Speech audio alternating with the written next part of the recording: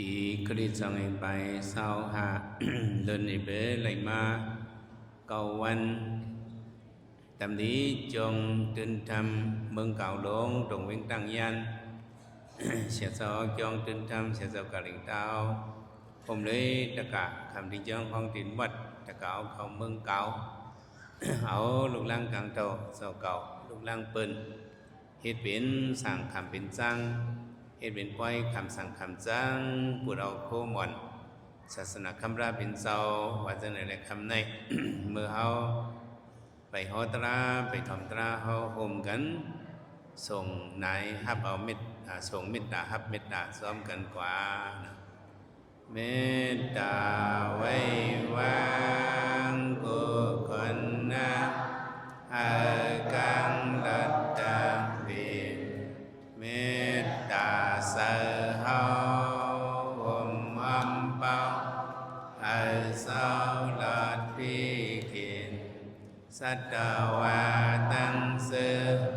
ให้บนเสือตอนเดือสันกัดยินเศร้าตานาตังเสือให้บนเสือตอนเดือสันกัดยินวิยาวิสาตังเสือให้บนเสือตอนเดือสันกัดยินสังฆาเศร้าตังสึกให้บุญสึกดันเดอสึนกันยินเป็นทรงยินมหาเมตตาตรัสเอาหาหับกันยินสาธุสาธุสาธุไว้สีส่งไหนฮับเอามิตรใดเอาซื้อมาทำตราเขาเฮานั่งอยู่สาล้มจะเจิงอื่นในก่อนนั่งนี้ทำเอาตรากว่าเพราะว่าคนมาในเพอพลสิมว่าพื้นใส่ไหวลมสี ทำเอาตราโนสาวดีตีสนาปันกว่าในระยุย้อนเปิดว่าเป็นไว้คำสั่งคำจ้างว่าจะในเละผู้คนตราก็เฮาเสิร์ชชื่อว่าโคมอนศาสนาเนี่ยโคมอนหังเหรอโคมอนนั่นบอกว่าเป็นโคปู่มอนนายยาเฮาบอกว่าอมวยว่าจังไหนเนาะความไผ่มันเขาได้ก็ว่า อมวยความไตเฮาก็ว่าโคป่วยโคหมอนเนี่ยว่าครับเอาโคมอนศาสนาลูกล่าง กลางดาวเงาอบอันว่าเนี่ยมีสุนฮับเลยอมวยโคหมอนตีปอเมเนี่ยนี่เป็นฟิงทุ่งกำผ่านโลกาหลวงเฮาต้องมือนั้นนั่งก็อยาก อันเจอสุก็เฮาฮาเลยเกิดเป็นก้นมาเฮ อันเจอเอาเลยมาเป็นเศร้าคือ คือย้ำพุทธภาษาในก็เพอในก็อ่อนกันออกจะออกข้อว่ากึ่งลีฮับเอาโคมอนอมวยศาสนาในป่องแสนในห้างบางมันกูก็กูก้นด้วยเอาเจ้ายาหุละอันเขายำยินปืน มันเจ้ามาเนาะไส้อ่อนยาหุละพ้องเหมือนนั้นอายุมันไส้ก่อนเลยเจ็ดขบหลายๆขบเจ็ดขบเนี่ย นะอันตีเป็นมาเจ้าช่างเนี่ยก็เป็นเจ้าราหุลาเนี่ยเป็นอันตั้งผลมุดเลยว่าจะไหนเนื้อปืนศาสนาพระเป็นเสาพระมาด้วยศาสนาเมื่อเจ้านั้นเนี่ยพ้องเมื่อพระเป็นเจ้าไปเมื่อดีก็ปีละวัดนั่นพระเป็นเจ้าเป็นพระหวานหนึ่งเนี่ยเอาวาสาดำดีเมืองปรณสีเมื่อโหตราบันปัญสาวกีหาเจ้านั่นเนี่ยพระเป็นเจ้าเอาว่าเมืองปรณสีทำไม เทียงวางมากกว่าพระเป็นเจ้าเสมอเอาว่าดีอุรุเวลาถึงอุรุเวลาพระเป็นเจ้าเมื่อพ้องเอาว่าดี มึง ปรณสีนั่นในเกียนเจ้าฮอตราช็อตเอาปัญสาวกีหาเจ้าอันฮอว่าธรรมสกพุทธนาสุดอันฮอธรรมสัจจานั่นไหวสีนั่นในก็พระเป็นเจ้าสิบก็ช็อตเอาแทงไสยศาสตร์เด็ดไต้ก่อมันเขาดังหมดดังปัญสาวกีหาเจ้าเฮดังลูกชายสถิไสยศาสตร์นั่นเองแหละจุ่มเขาจุ่มหนึ่งตั้งปัญสาวกีเขามียาหัน60 ปาปัญสาวกีหาเจ้าไว้ตั้งจุ่มยาสาเขา50 ไปหาเขามีอยู่60 ปายาหันต่างมี60เหมือนนั้นแต่ปีพระเป็นเจ้ามี60 ปาอันตั้งมีหลายปา60 ปา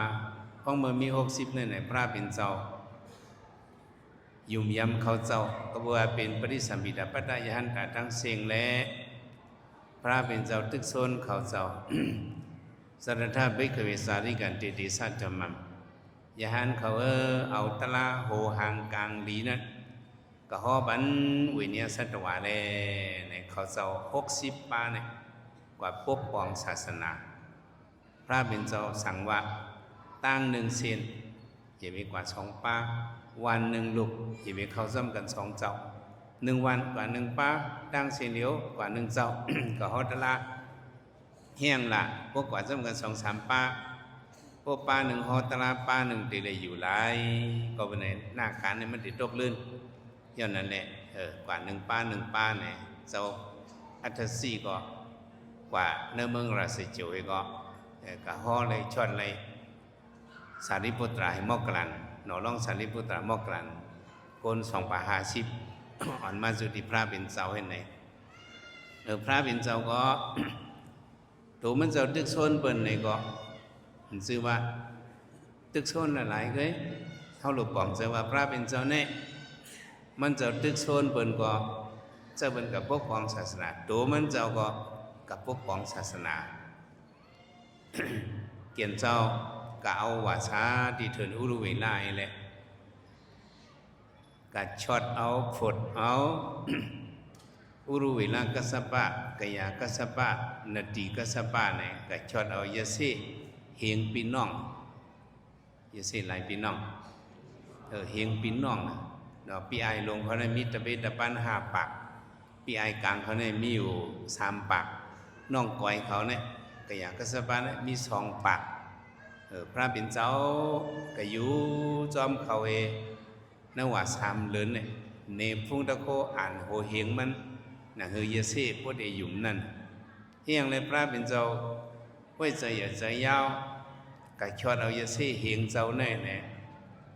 เขาเจ้าเฮงเจ้าแน่เขามีไว้ตะการนำมีไว้หังกวนเมืองหมากระดากวนเมืองสหคำเป็นพิสาระเนี่ยนับย้ำยเสเฮงป้าเนี่ยดังมันดังเมืองก็นั่นแหละพระเป็นเจ้ากัดช็อตเอาเขาเจ้าเฮงป้าเนี่ยไว้ใจอย่าใจยาวเน้พุ่งดันโคตั้งอย่าดังนำเนาะกำคิดนี่กูเมียวเมียวให้เขาบ่ยุ่มนั่นกำเลื่อนช็อตเลยยเสเฮงเจ้าเนี่ยก็พระเป็นเจ้าเข้ามาในเมืองราชจุมาฮอตะไลก็ช็อตเอาเลยยาหันเมืองราชจุเนี่ย10,000 ปาพระสิมเจ้าสารีปุตราเขาซะเนี่ยพระเป็นเจ้าเอาเฮ็ดเป็นระยะหันเอ็นแห้งเจ้าเมืองมากตาเนี่ยยาหันมี10,000 ปาต้องไว้มีหลายปา10,000 ปาก็ไม่ยาหันเมืองกะปิละวดเนี่ยก็มี10,000 ปาเฮียงเลยมี10,000 ปาเนี่ยถึงนี้ว่าพระเป็นเจ้าเป็นพระแล้วเจ้าหอกคำหลวงสุทธนาเนี่ยขปังลูกใจมันมาขึ้นเมืองเนี่ยปล่อยให้ก้นซึกมา1 สุบ1 เหียง1 เหียง1 เหียงปล่อยกับสุบอันนั้นมาน่ะปล่อยแทงสุบนั่นเพียวน่ะปล่อยมาแทงสุบในตั้น9 สุบพวก9 สุบก็เป็นกว่าลายเหียงอ่ะ9 เหียงอ่ะไปเพียวมากขึ้นข่าวเงาก็มียินจังเฮยคนฟ้องเมืองการรู้ตายอีกดังก้นซื้อเหียง1มันกับปังบันให้ไหลลูกไส้ก่อนเนี่ยการรู้ตายอีกก็ว่าว่าจะเอาปันคาเฮ็ดยาหันเนี่ยขาได้ปังมาให้มันไหลปันปังมาละเขาเท่าเนี่ยเนาะ tìm bác này lúc sai coi ạ cả lúc đại gì có phiếu mai mà phiếu đi mừng là sự chủ ấy có ở mà hết nhà han chưa khẩu thỏm ta la mừng nan bên nhà han tạc bà nhà han mừng các vị là vượt có mi mừng ba mi này bác ở nhà han mừng mà cái ta sẽ mi mừng ba nàyป้องกันเป็นลายหมื่น20,000เพราะนั้นก็การรู้ได้ปังเอาพระเป็นเจ้าปอกเมืองกบิลวัฏญาพองเดินสีเนี่ยพระเป็นเจ้าเดินสีมนเนี่ยเพียวเมืองกบิลวัฏก็ซึ่งน่ะเขายามยินปืนมันนั่นเนาะมันตั้งสุดพระเป็นเจ้าเอาน่องทรายมันเขาโฮมอุ้มโฮมเมกันเป็นคนมั่งหนันตานั่นเนาะคนทรายหนันตานั้นเนาะเอากับเฮ็ดยาหานเป็ดถึงมาแทง2-3 วันนางยะสอลาดปันลูกชายอ่อนมันอยากหูหลักลูกชายก็ย้อนเอาอมวยโคมวนที่ปอสุเล่มีโคมวนอมวยหมอมข้ามชายอยากหูหลักก็กะย้อนติสองย้อนน่ะลูกอ่อนน่ะเปิ้นสอนสั่งปันก็เขาก็วานนั่นน่ะปอปันโคมวนปอเฮาปันคาแลพระบินสวนแต่ดีปันโคหมอนลูกเขาในพวกเอาโคหมอนล้อกี่ปันเนี่ยลูกชายก็เอาสันสนามันตียาวก็ได้เอาโคหมอนเอามวยศาสนาในปันเอาเนี่ยเอาเจ้าอย่าหุละเฮ็ดเป็นสางพระเป็นเจ้าเมื่อพ้องเจ้านั่นเนี่ย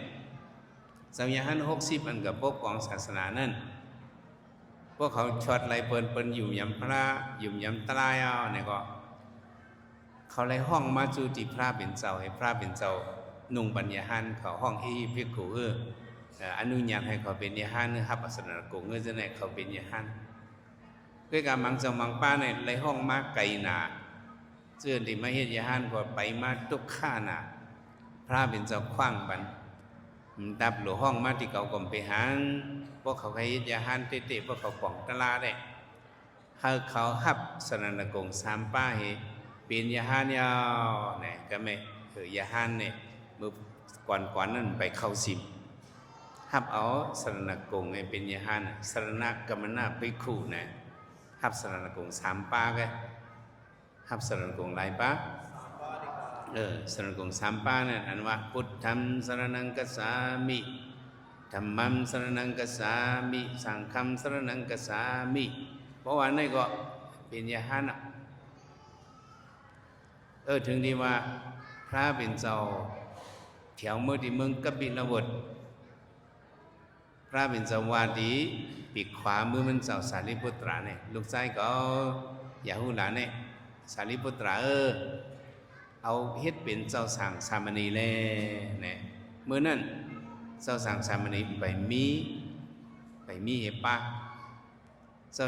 สารีปุตระก็ไปหู้ล็อกลายมันแต่ที่เอาเฮ็ดเป็นเจ้าสั่งเนี่ยก็ในเจ้าสารีปุตระถามพระเป็นเจ้าที่ไรเฮ็ดหรือเฮ็ดบันคาล็อกลายมันมีเสื่อหือค่ะ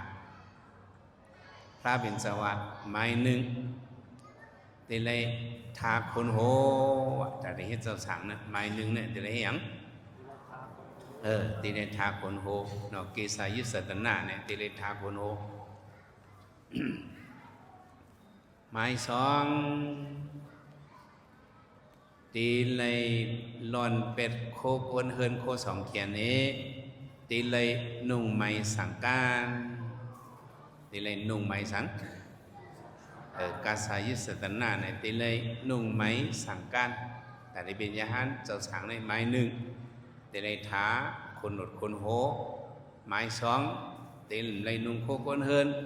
ตีเลยนุ่งผ้าย่อมน้ำผัดในมกุบอกได้มึงก็บอกห้องว่าพาย่อมน้ำผัดก็เนื้อลีได้ก็ว่าพาย่อมเกียนล่างเนี่ยว่าพาย่อมมังก็เกียนล่างเนี่ยก็มาขือก็นำมันในเหลืองมาก็อันนั้นเอาเฮ็ดเป็นย่อมเอาสังการให้มันเหลืองมาเนี่ยห้องว่าพาย่อมเกียนล่างมันเขาได้ก็ว่าพายีติงกัน พระเยซูตัวอาวุธความไตว่าพาย่อมน้ำผัดพาย่อมเกียนล่างเนี่ยว่าจังไหนที่เลยนุ่งปานนั้นไหนหมายสามสรณะกัมมนาที่เลยฮับเอาสรณะกงสามป้าวะที่เลยฮับเอาสรณะกงหลายป้าสรณะกงสามป้านั่นเป็นเขาก็ตะกล่าวเขาว่าได้รู้พุทธังสารนังกัสสามิธัมมังสารนังกัสสามิสังฆังสารนังกัสสามิ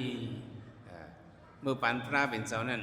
เพราะว่าเจ้าสั่งเขาได้มานุ่งสั่งเลยเพราะเขาเจ้าฮับสรณกงสามป้าเนี่ยเพราะว่าพุทธังสรณังกัสสามิธัมมังสรณังกัสสามิสังฆังสรณังกัสสามิเนี่ยคนหัวก็ท้ายอ่ะสั่งการก่อนนุ่งไว้อ่ะเพราะฮับสรณกงสามป้าเนี่ยเมื่อกำเลือนนั่นว่าสังฆังสรณังกัสสามิเนี่ยข้อความอันว่ามีกำเลือนไหนเนี่ยเฮ็ดให้เป็นเจ้าสั่งอ่ะเป็นทางอ่ะเป็นเจ้าสั่งอ่ะอุปิสีก็ติเลยมีกับอุปิสีปงชาบันวะให้รอดสนกงสามป้าว่าเขาว่าสังฆังสรณังกัสสามิเ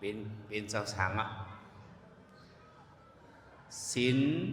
เจ้าสั่งก็เต็มทนหมดอ่ะศีลลง10 เปิงลิง10 เปิงตาม10 เปิง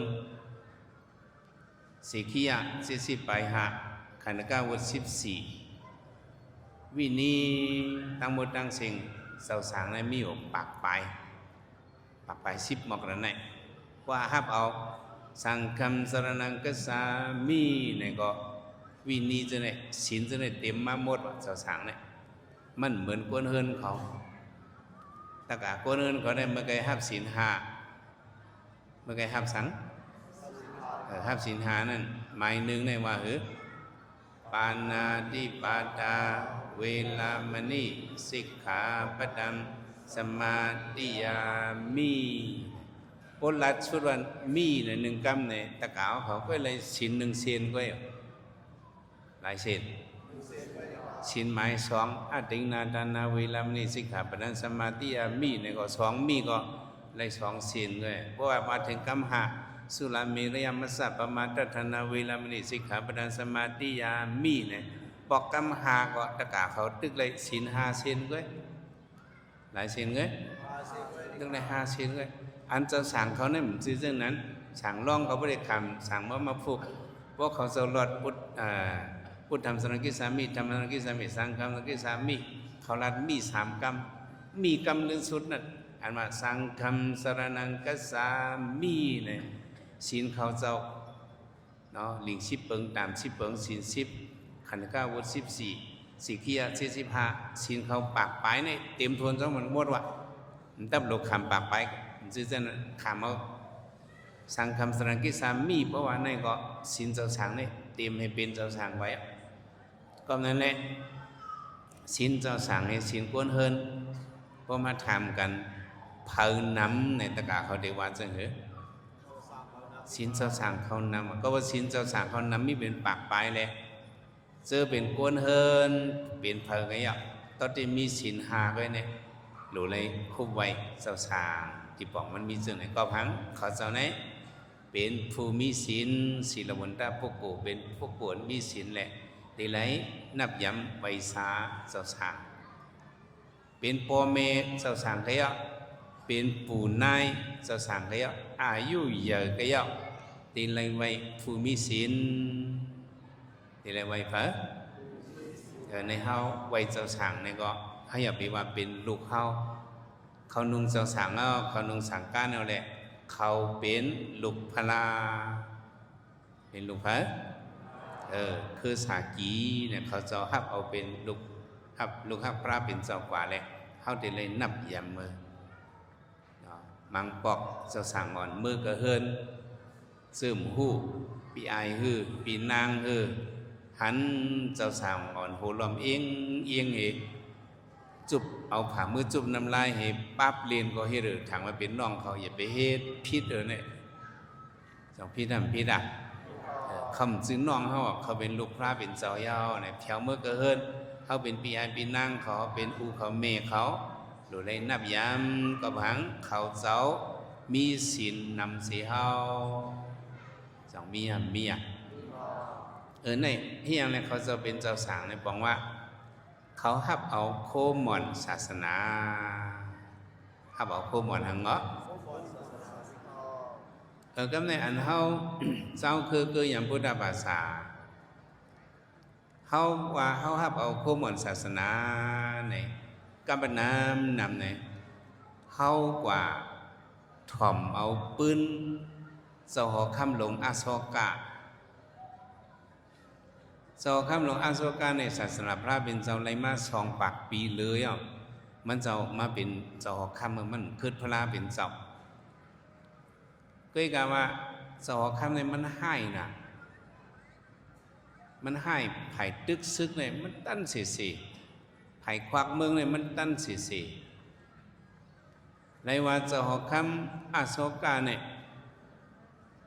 มันเป็นเจ้าหอคำปืนซึกแนวความใดวะ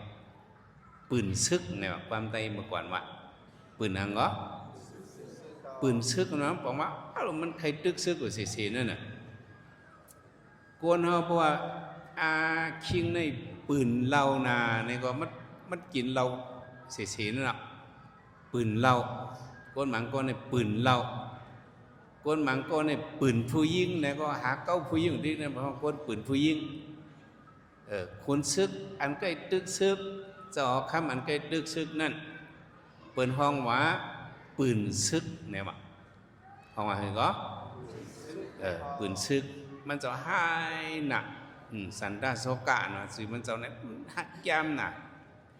พันเปิ่นตายก็มันนักเสียตึกซึกมากวนกูเมืองปีมากกูดีกูตังหันคนตายพวกหมักพวกมือกระตึกเมืองกระลิงกระลินนั้นนะกระตึกเมืองกระลิงกานั่นฮัลโหลคนเมืองในตายที่ตายว่ามันก็หันเดือดแรง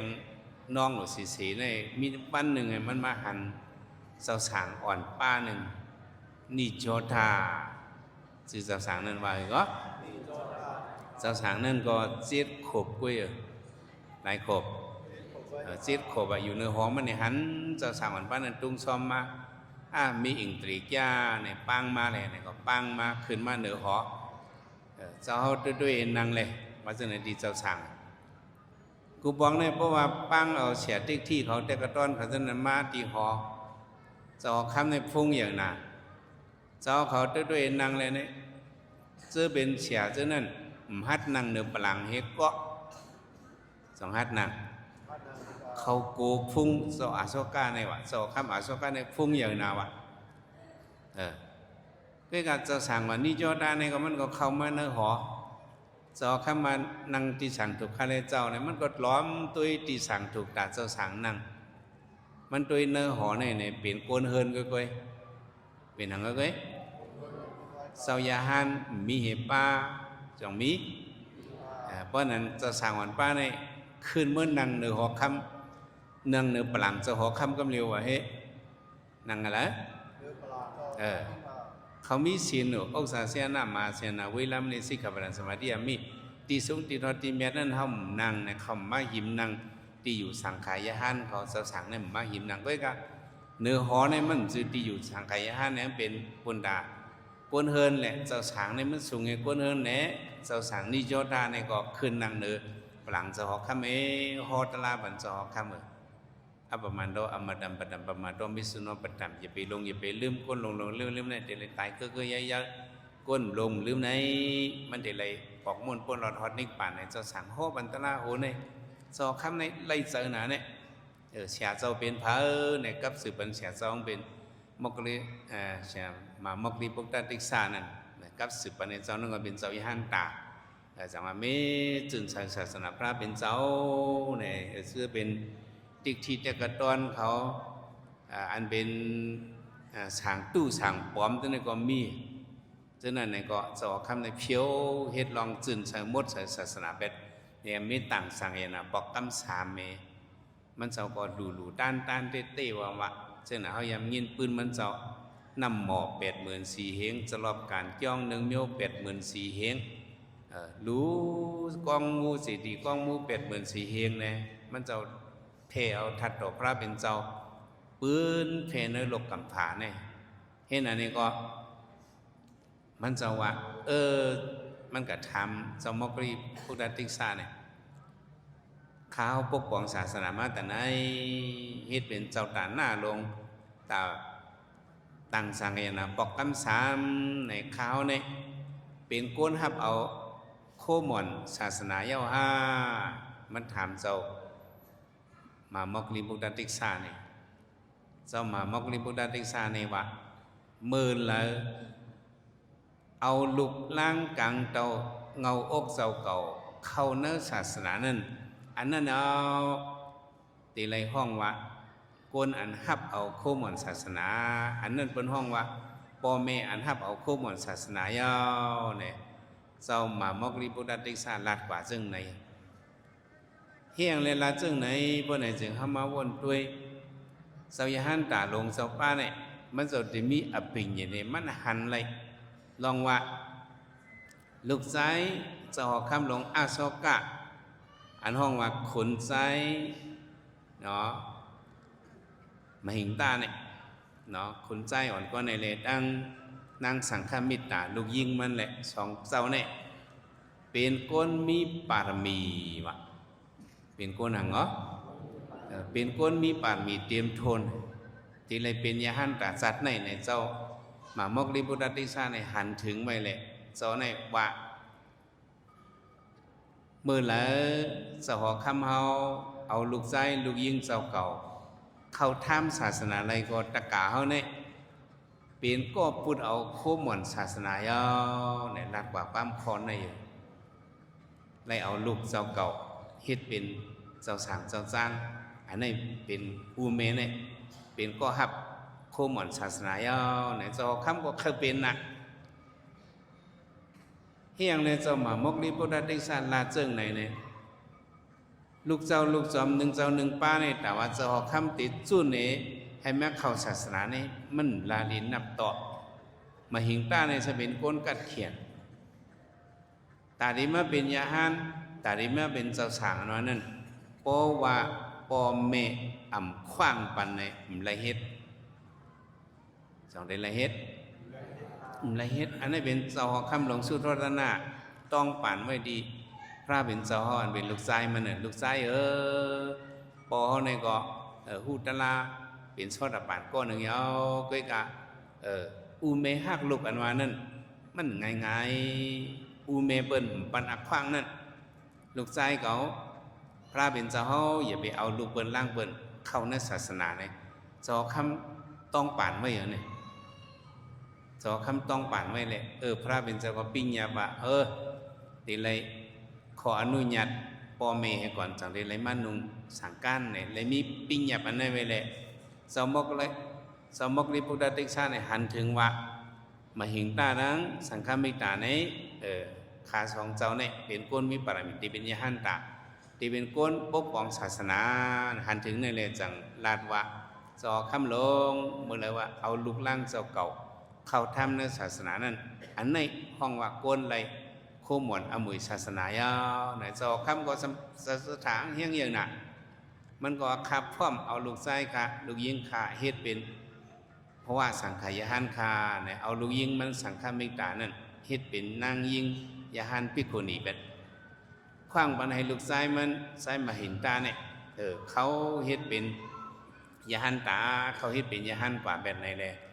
ในหวังว่าจะเอาคำหลวงฮับเอาโคหม่อนศาสนาเนี่ยฮับเอาโคหม่อนหังเหรอฮับเอาโคหม่อนศาสนาเจ้าคืออย่างพุทธภาษาก็ถ่อมเอาปืนนั่นให้ว่าเขามีลูกชายมาเนี่ยน่าจะมุ่งมองว่า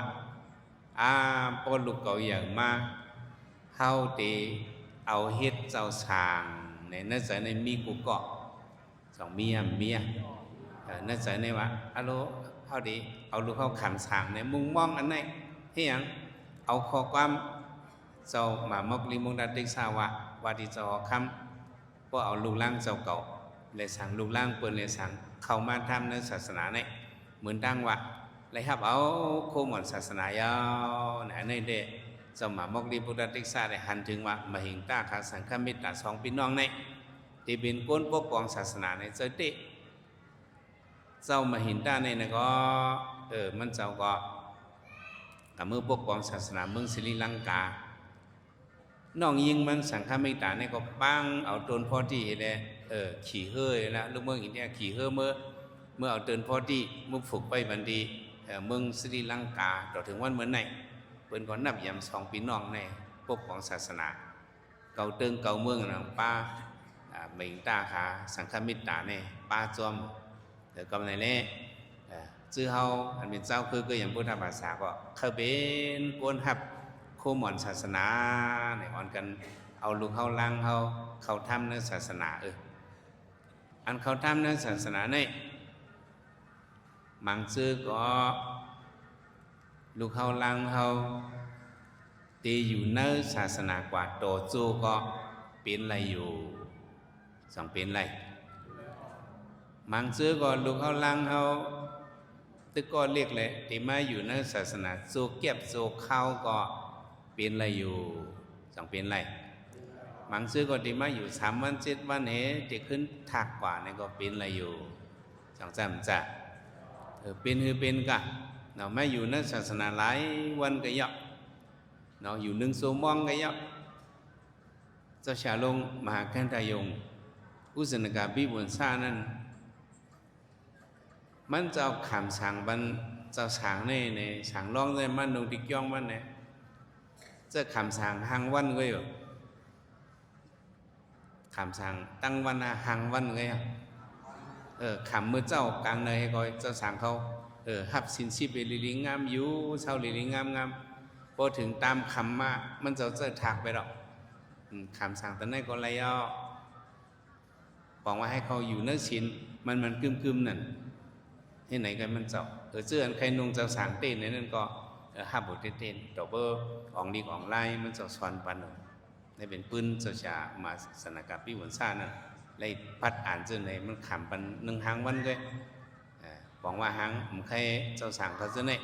เป็นอาเบตตั้งพิษมันจะว่าซึ่งไหนเขาจะนับยำวินนี่กันในเลี้ยลูกเขาลังเอาไม่อยู่ในศาสนาโซเก็บโซเข้าไหนก็เขาเดมีเจอจับลองว่าเขาเป็นเจ้าสั่งเขาเดมีเจอจับลองว่าเขาเป็นเจ้าจ้างเขาได้นับยำลองอยู่เศร้าเขาได้นับยำสั่งการเขาได้โมไวพลาเขาได้โมสงเมตตาเขาได้โมนังตลาเขาได้เฮ็ดจนในอีดออดก็พรหลีมันตื่นมีนำสองมีหำเมียก็อยู่กระเฮินเลยเขาได้ไวพลาบางซื้อก็เตไว้บางซื้อกำนำติ่มไว้พอมาอยู่ที่การที่จ้องถึงเข้าไวพลาจะสั่งซื้อในติเลยมาไวพลาจังจะสั่งบางซื้อติเลยมาไวพลาถึงเข้านังตลาเจ้าชาเขาเดชอนบันนังตลาโจเก็บโจกรรมได้เป็นปารมีเขาเศร้ากว่าเพราะเอา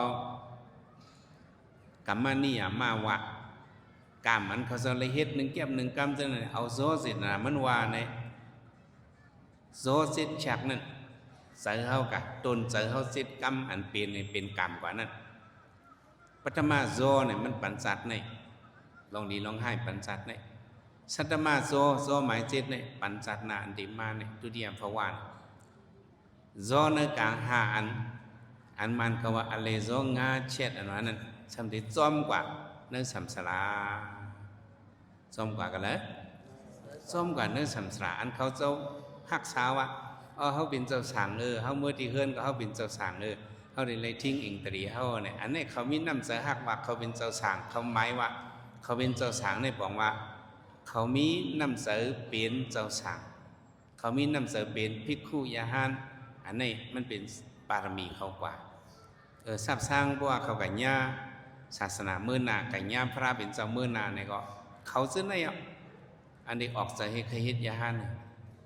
ออกใจเคยเฮ็ดการตลาดเนี่ยก็พังเขามีเสื้อพันไว้เขามีหังไว้พวกมีเสื้อพันอันนั้นเด้สั่งกันมาอยู่ในกันในจ้องเผยผมมาอะไรจ อย่างนี้มาเลยถามด้วยบอกเขาเนี่ยให้เขาได้จางสู่เห็นเลือนมาเปิดวันศาสนาเขาซ้อมพักซ้อมเขาดีปันรุดหามเสียมเมียวมาอยู่ปันเห็นเลือนหนึ่งข้างเนี่ยยกมือเลยเขาได้คำปันบอกเขาอยู่มีคนยกมันเป็นไงจูระปีละมั่งนะพระพุทธเจ้าบอกว่าตรงละบ่แต่ได้เป็นยาหันก็หยาบจูระปีละมั่งแต่ได้โจนัศาสนาก็หยาบสองหยาบหยาบแต่ได้อยู่หึงฮีกว่าเนี่ยพวกมีการปริยัติมีการปฏิบัติอันนั้นอยู่ในศาสนากว่าหึงฮีเนี่ยมันเป็นไรกำบอกคำก่อยว่าก่อนเลยว่าดีลูกเขากระเฮินว่าเฮ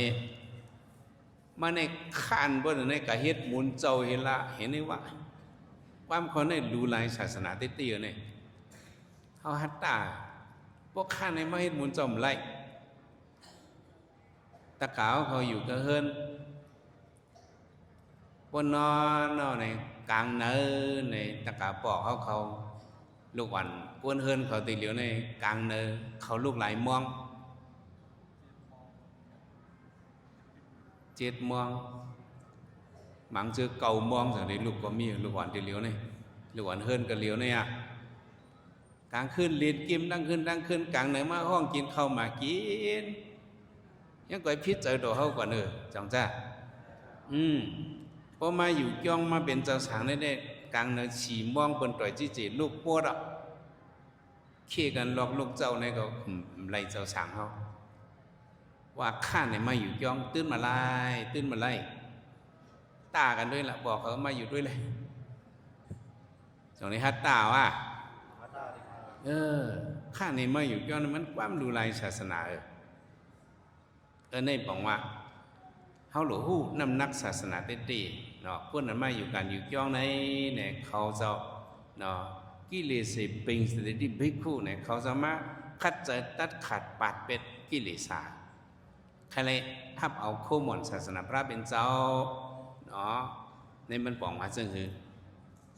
มีกาถาโหหนึ่งอันว่าทับเอาอมุยศาสนาพระเป็นเจ้าทับเอาโคมอนศาสนานั้นอย่ามีการต้องเปิงตายวะเพราะว่าเขาเอาลูกเขา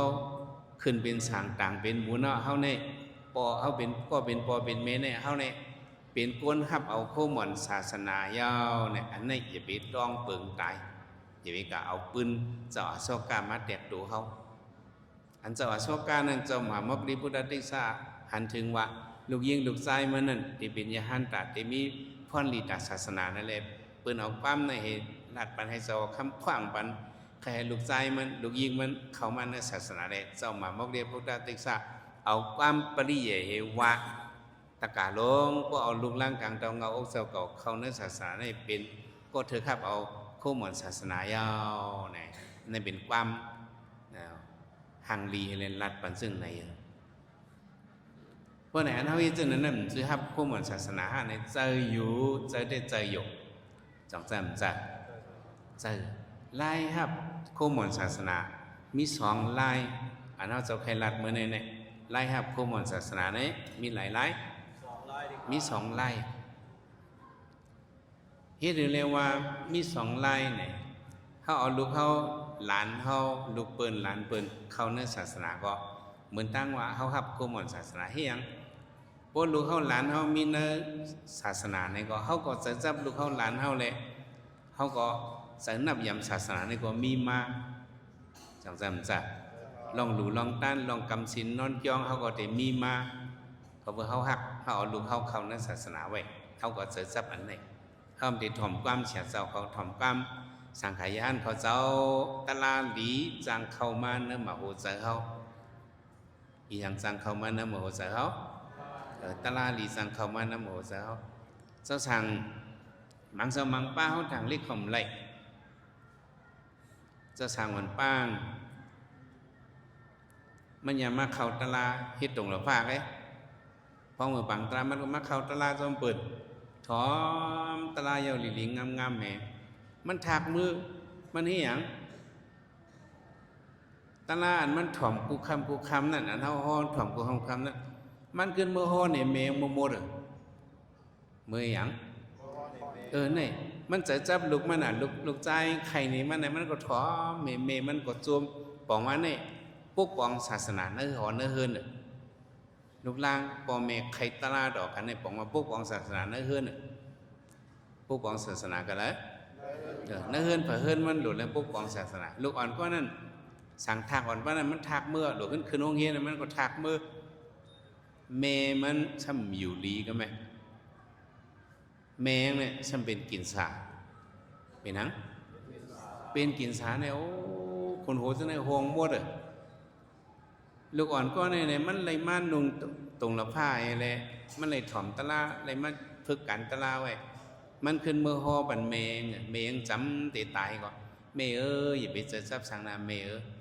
อันเท่าเดลัยใจอย่างนี้เป็นตะลาในตัวก็ยาวจะเสียสุขคำห้อยเป็นเช่นนั้นว่าเมไว้ใจเช่นอะไรเมกำเนิดสุดมาจังยักตะลาซึ่งคือเมหมอยักก็วาสนกุงติติคาเลเมในซ้อนเมมันวาสนกุงเอต่อเมงก็เสียงกว่าอันนี้ฮับเอาข้อมูลศาสนาเนี่ยเขาหลุดปองใจมันจะมีพรดีจังไหนกว่าเขาเอาลูกเขาหลานเขาขึ้นเป็นสั่งต่างเป็นมูลไหนก็เขาก็จังมาจ่อยแถมเขาสีจืดสีลองก็จังจ่อยอะไรอยู่จังจำจ้ะแต่ที่ฮับข้อมูลศาสนาแทงอันหนึ่งเนี่ยตัวเจ้าเก่าตีไรตื้อกำจ้อมขอสั่งสอนพระเป็นเจ้าอันในพูดตัวเจ้าเก่าตื้อกำจ้อมขอสั่งสอนพระเป็นเจ้าก็อันในตัวเจ้าเก่าในฮับเอาข้อมูลอมุยพระเป็นเจ้ายาเขาหลุดต้องแทงคอในเอาลูกเขาหลานเขาเป็นนักสั่งขึ้นเป็นนักศาสนาอะไรเขาข้อมูลก็อันในอย่าไปหั่นใจอันในก็ตลาพระเป็นเจ้านะเขาตีไรตื้อกำจ้อมอันในปองว่าเขาฮับเอาอมุยข้อมูลศาสนาอ่ะฮิตเรียกว่าเช่นนั้นเนี่ยมีเจ้าสั่งอ่อนป้าหนึ่งซื้อมันเจ้าห้องว่าติสสะห้องว่าไงก็ติสสะอายุเจ้าสั่งเนี่ยก็เลย7 ขวบเว้ยหลายๆขวบเกิดมาเป็นลูกชายเศรษฐีถึงดีอายุเลย7 ขวบมากในใจมันเจ้านั่นในใจลูกอ่อนก็เนี่ยใครกันนุ่งสังการว่าในบันเมงได้ดีกว่าเมงเป็นคนสถีในเมืองสาวัตถีในกองใครกันนุ่งสังการเมใครกันเฮ็ดตะเปเจ้าสารีปุตตราใครเฮ็ดตะเปพัดลูกอ่อนนี่มันมืดเจ้าสารีปุตตราจิเมืองเล็กกว่าเนี่ยจิเมืองเล็กเนาะมืดเจ้าสารีปุตตราเจ้าสารีปุตตราใกล้มืดตรงซ้อมเกินเขาเฮียงเลยมันซ้ำมืดสารีปุตราเนี่ยจัดก่อนเขาเลยเกี่ยวก้องกันมาจัดก่อนเนี่ยเลยเกี่ยวก้องกัน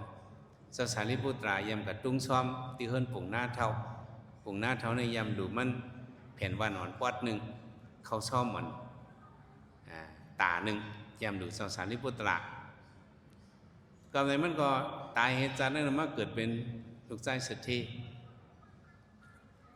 ห้องเมื่อมันดึกก็เรียกเลยเพราะหันเจ้าสารีปุตรามาเมมันมันเอาลูกอ่อนก็ในเก่าไว้ในไก่ตุ้ยนาเจ้าสารีปุตราให้ยุ่งต่อเจ้าสารีปุตราจัดก่อนมันได้จำใจตั้งเจ้าสารีปุตราเมมันเอาลูกอ่อนเนี่ยมาไว้เจ้าสารีปุตราเนี่ยมือลูกอ่อนเนี่ยเขาด้านยิบหังเขายิบเกียนเกียกเลยลูกอ่อนเลี้ยงเนี่ยจังจ้ะเขายิบเนี่ยแผ่น7เนี่ยก็ตื้นบ่อยยิบไปเกียนเกียกเป็นกับจันเอาจันหยาบเต้ๆจันเหนียวนักตัวอ่อนก้อนน่ะเป็นลูกชายเศรษฐีแหละอูแม่เขาเสือมันเพียนเสือมันนอนนั่นเมื่อนั่นในกึ่งกา100,000ว่ะอาสบยา100,000กาเหรอ100,000นั่นมันใจในว่าอูแม่หอบมันเดียวกับไว้เจ้าสารีปุตราเนี่ยมันจันเอาเพียนนั้นกึ่งด่าน100,000นั่นป้ามาจอมในมือมันกูนั้นทิ้งลูกอ่อนนั่นสำว่าลูกอ่อนเนี่ยจันป้าเพียนกาคันเยอะเนี่ยเขากับจันเอาพวกเขาจันเอาลูกอ่อนก็เนี่ยปีแหงโกนหลงเลยเพียนในหลุดมือมันกว่าลูกอ่อนก็หลวนเลี้ยงก็เนี่ยห้องไห้แห้งนี่อย่างห้องไห้แห้งเฮ้ยหรือเขี้ยวก็มันติดเฮียงมันคันไรเพียนนั่นเนี่ยเขาจันเอาเนื้อมือมันเนี่ยมันไห้ลักนักลูกอ่อนเนี่ยเป็นไห้เป็นหนัง พวกเขาให้เนี่ยเขาปีเป็นตั้งเฮือนเนาะพวกสิงให้ลูกว่านั่นโม่ซึ่งนั้นเจ้าสารีปุตราก็ติ่มจังโฮตลาตรงนี้จังเพิ่งชั่วก็มาเลยให้เมมันมาปั่นยิบไปแล้วใครยิบก็พวกเอานั่นมาใส่เนื้อมือมันตีเราก็ไม่นี่มันยิบมาเอากับไว้เจ้าสารีปุตตาเมื่อเพียนนั่นไปถึงเนื้อมือมันให้ที่เต้นมามันจังเอาไว้สองจังมันใครเพียนนั่นหนึ่งมันโมลัดความเขาก็เอาเพียนอันกึ่งด่าน100,000มาใส่บนเนื้อมือมันใจก็ยิบเหตุพวกอุเมงเอากับคุบไว้เจ้าสารีปุตราเนี่ยมันต้องป่วยเป็นเพียนนั่นป่วยเพียนนั่นก็ตกสื่อไว้ที่หิมตินเจ้าสารีปุตราเมงก็ลูกใจก็ใครหลวในปันเหตุตาหน้ามันเนี่ยอายุเล็กๆไว้ในมันดูเพียนนังนั่นเพียนกำลา100,000นั่นมันดูกว่ามันมือเจ้าสารีปุตราถึงที่เจ็ดขบมากก็ย้อนเห็นเจ้าสางเมงก็เอาอาคำเป็นเจ้าสางเพราะว่าเขาว่าความเขาก็ว่าหลูด่านซื่อไล่ด่านต้นเนี่ยตะกาเขาสองยามยินหลูด่านซื่อไล่ด่านนั้นไล่ด่านต้นซื่อไม่หยองเนี่ยเขาหลูเม็ดเล็กๆก่อนก็เขาหลูด่านซื่อไว้ทำไรด่านนั้นด่านต้นไม่หยองเนี่ยต้นไม่หยองหนึ่งต้นก็ซื่อนั่นเขียนอ่านโหมื่นโหแสนมันบอกว่าเขาหลูอินก็ไล่นำบอกว่าในศักดิ์เสียงมาดิสติศาสตร์ไซติศาสตร์เนี่ยศาสตร์ก่อนมันได้หลูเพียนมันหนปอดหนึ่งที่สารีปุตตราเบอร์เป็นผงหน้าเท่าจังจ้าถึงเดียวมันมาเฮ็ดเจ้าสางนี่ก็มันเลยหลูเข้าซ้อมวันหนึ่งหลายวันหนึ่งเลยมันก็ตุ้งซ้อมเนี่ยไล่เข้าลีพักวันกูวันหนึ่งเปิดมาเปิดหรือเปิดตานมันจะว่าปิดมูลกรรมมันเป็นเจ้าสางมันจิตขบให้เขาก็มาหลุมมาก็มาตานเผอก็หิมกันหลูใน1 วันเนี่ยมันเลยอุบซ้อมหมูในหาปากหลูด่านจื้อไรด่านนั้นไรมาเป็นอุบซ้อน1 เห็นก็มันไรมันก็ขึ้นเอารู้บันสังขาเขาแต่วันหนึ่งเจ้าสางวันป้าเนี่ยมันหันเจ้ายาหันเขาป่อมไพ่ไว้หันนี่ยังป่อมไพ่มันเจ้าก็กัดด้วยเป็นข้าวกัดเฮียงเจ้าเขาอ่อมไพ่คลาพวกอ่อมไพ่ในไข่ไพ่เตียกเสือเขาก้อนไพ่เข้าตาเขาสองว่าเพราะเขาอ่อมไพ่เมื่อเรียกเป็นกวยหยอกคำซื้อละก้อนไพ่ลักก้อนไพ่หู้เผอมีจู้กว่าจู้มันสองว่าเราก็ไปพวกก้อนไพ่มาเน็ตเลยไปเอาเนาะอ่อมไพ่เหมือนหนังอ่อมไพ่เหมือนหนังอ่อมผ้าอุ่นตั้งหน้าหมุนตั้งหลังมาไหนสสารนี่ก็ว่าเจ้าเขาอ่อมผ้าเหมือนอ่อมผ้าอุ่นตั้งหน้าหมุนตั้งหลังคาเจ้าเขาไม้ผ้าวัดลีจังในอุ่นตั้งตัวเจ้าซึ่งนั้นว่าดีเจ้าสางติสาเนี่ยเจ้าได้พุ่งกรรมอย่างเลยกระตุ้งชมก็อะไรมาเป็นซ้อมอุบซ้อม1 เหงภาวัดเจ้าเนี่ยก็กากคันใหญ่อุเมเจ้าเขาก็เป็นอะไรเขาได้เป็นอะไรรู้อะไรกับกิบสั่งกันยกเพียนยกให้มันลงไปกัดบ่หมอมไพ่หนึ่งจังให้ถือเราพวกเจ้าเขาใครสั่งกันมากครับไม่กับลูกคำปันเนี่ยมันด้วยเจ้าสั่งในฮะหรือที่ฮะเจ้าสั่งเปิ้นก็อยู่มันพวกเจ้าสั่งป้าในเขาเมื่อเนเวียงเนี่ยเขาก็ได้สั่งกันจอมเนี่ยอันมากขับใหญ่เจิมมีสั่งกันมาค่ะเจ้าสั่งในห้องอันมาจอมเจ้าสั่งในมีเหียงป้าไหนป้าเจ้าพวกป่าเจ้าจะติดแล้วไล่เยอะมันก็ว่าไล่เยอะเนี่ยว่าจะรู้สังขาเฮียงเข้ามือเนเวียงลัดมือดังเถียวกัดปุ่นหน่อย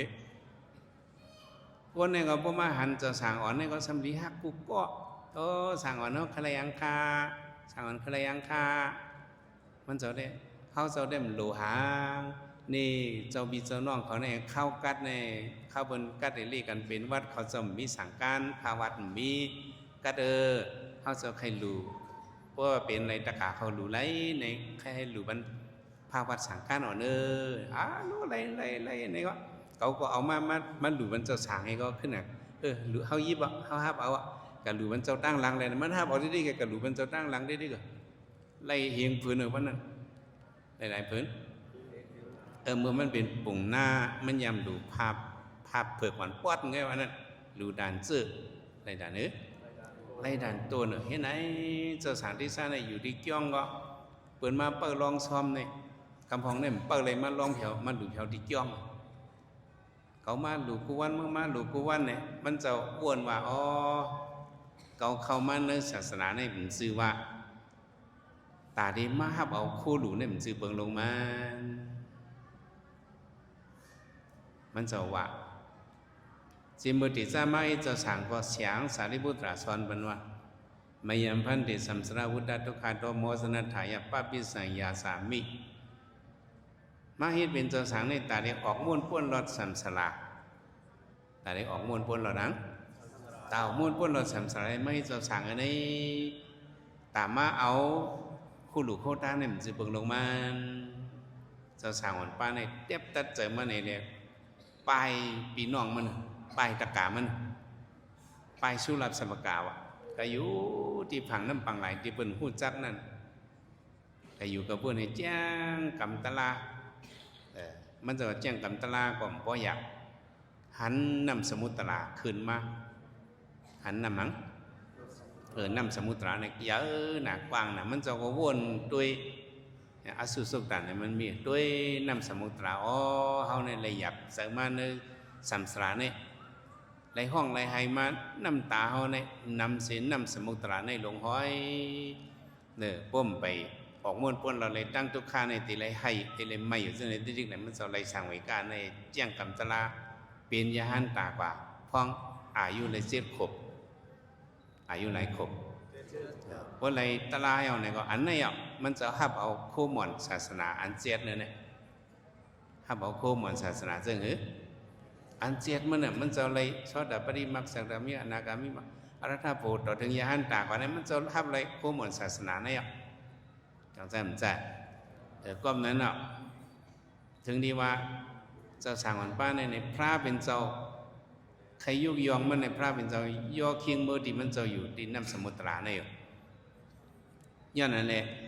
พระเป็นเจ้าเขียวเมื่อกับผู้ในก้นเมืองบนก็เลยไว้สามพระเป็นเจ้าเลยไว้เจ้าสารีบุตรไว้เลยไว้เจ้ามอกหลานเขาเจ้าสางวันป้านั้นเมื่อเจ้าเนี่ยมันจะหอตลาตะขาวเขามันจะหอตลาวะเนี่ยสองหอเปิดมาหลูหางก็มันจะหอสองคอก็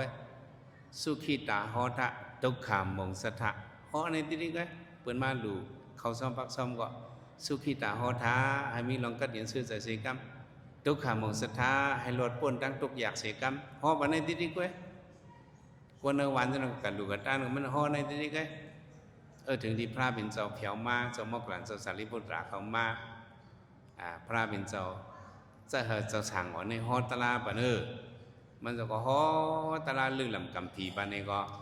ตะกาเขามังซื้อก็อาโลเจ้าสั่งเนี่ยเมื่อเจ้านั่นฮอปะเนอดึงมาฮอติเหลียวมังก็หนึ่งก็วันหนึ่งเมียวก็ไม่พระเป็นเจ้าว่าเจ้าสั่งเนี่ยมามีกันไหนเนี่ยย่าพระก็สุเลยไว้ย้อนมันเนาะสุเลยไว้เจ้าสารีบุตรมอกกลางปีกใส่ความมือพระก็ย้อนเจ้าสั่งว่าในพระเป็นเจ้าฮอตลาบันเขาดังว่าตาที่ฮับเอาโคมอนศาสนานั้นอิญญาหิลาบูปนิดาอิญญาในบรรณากามินีเอวะเมดาอภิญญายะภิกขุพุทธสาวกะ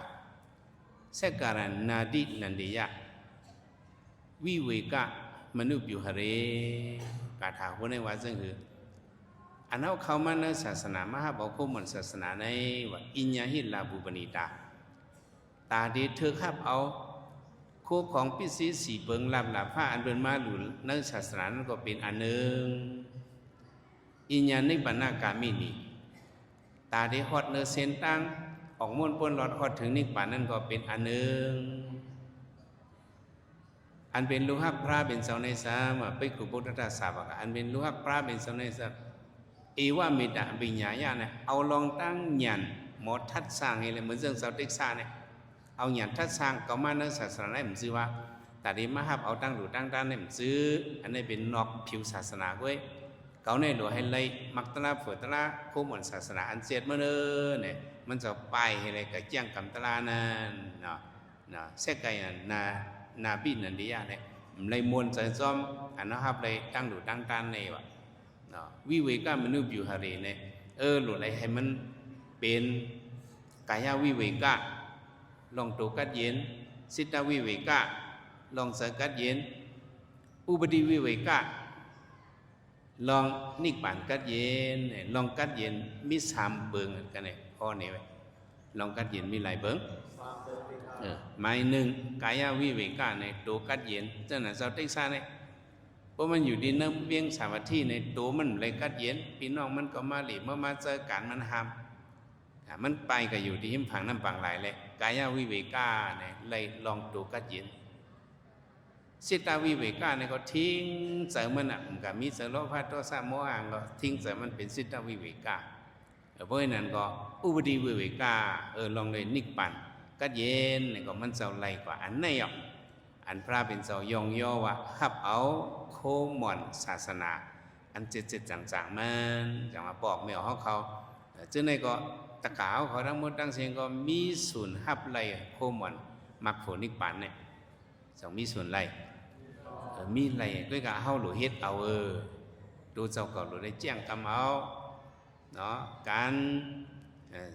กรรมฐานวิปัสสนานั้นเป็นอุบาณิเสียลองตาได้ไหลมักตระโผตระตาได้ฮับเอาไหลโคหม่อนศาสนาอันเจ็ดจางๆเมื่อนั้นเพราะเอาไหลมักตระโผตระนิกปันตระเนี่ยอันเป็นอุปดิวิเวก้าเนี่ย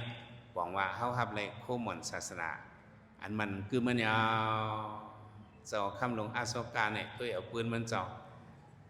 มันเลยเอาลูกยิงลูกใจมันขามเฮ็ดเป็นยาหันใจยาหันนางยิงเสตาถึงที่มันจะซ้ำแต่นอนเพมามันเป็นเจอกกสะเจอพงเจอปิวเจอนิ่มกว่าเจอนิ่มหางมันก็ไล่สังเวก้าอันตั้งในเกาอุบนางลินเบิ้งเนี่ยตั้งใหญ่ตั้งน้ำเตลียวเนี่ยอันก็เลยมีอยู่ในมือก็ในกล้วยมีหมักขามหมอนลูกหนึ่งกล้วยเนี่ยมันเจอเล็กเป็นเจอหังเจอเล็กไอ้ว่าเจอจับหมักขามเจอจับวันเบิ้งมันอันอุบมาตั้งน้ำเตลียวเนี่ยอันก็เปลี่ยนก็เสียงไว้ในกล้วยมีหมักขามลูกหนึ่งกล้วยเนี่ยเจอมันดีในเจ้าหอกคำในนอนเพกว่าเนี่ยก็เป็นงูปิดตาลงวะเนี่ยก็เป็นหังก็เป็นงูเหลือมลงไอ้หัดกินปลากัดกายังมีลูกชายมันเป็นสมหิงตาเป็นยหันตายปอในกับเชียวพระวาลปันเลยเนี่ยเอาวิญญาณในด้วยกว่าในกะหันปอมันเป็นงูหลมงือหลมเลิงไงเลยตึกหัดกินปลาว่ะนั่นลูกชายเนี่ยจังกะอยู่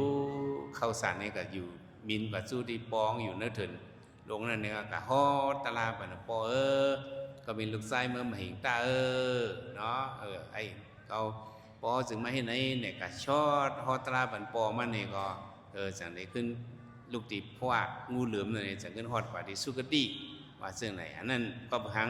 มันไปไล่คู่หม่อนพระเป็นเสาเต้มันไปไล่คู่หม่อนศาสนาเต้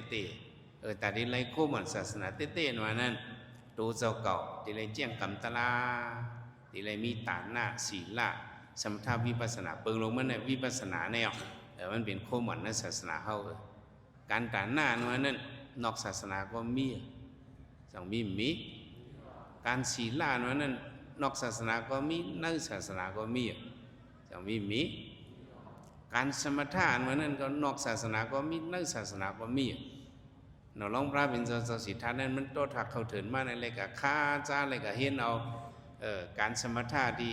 ยะเสลงอารยะดังอุดกาอะไรกับเห็นเอากระบวนการโลกีสมถะเนี่ยอะไรกับเห็นเอาสมถะเนี่ยนอกศาสนาก็มีในศาสนาก็มีอันเป็นวิปัสสนาเนี่ยมีในศาสนาก็มีในศาสนาพระเป็นเจ้าก็เลยเมื่อแล้วเขาในเหตุการณ์วิปัสสนาเลยมีหยันหันเสียงขันธาเป็นรู้ๆเขาเลยหันมักโผนิกปานกว่านั้นบอกว่าเขาเลยโคหม่อนศาสนาอันเจ็ดมันเอาในบอกว่าตลาเขาเหมือนเนี่ยเขาว่าโคหม่อนศาสนาเนี่ยตะกาวเขาบอกเมียเขาอะไรโคหม่อนศาสนาอันเจ็ดมันเนี่ยเขามาฮอดละเนี่ยเขายามาโค ฮอตลาหึงอัตไนเนี่ยใครให้บอกเขาสสางเขาใครเลยโคหมอนศาสนาอันเจ็ดมันเนี่ยเขาบันเข้ายำ3 มนิดอ่อนกันนังตลากำจิมสสางเขา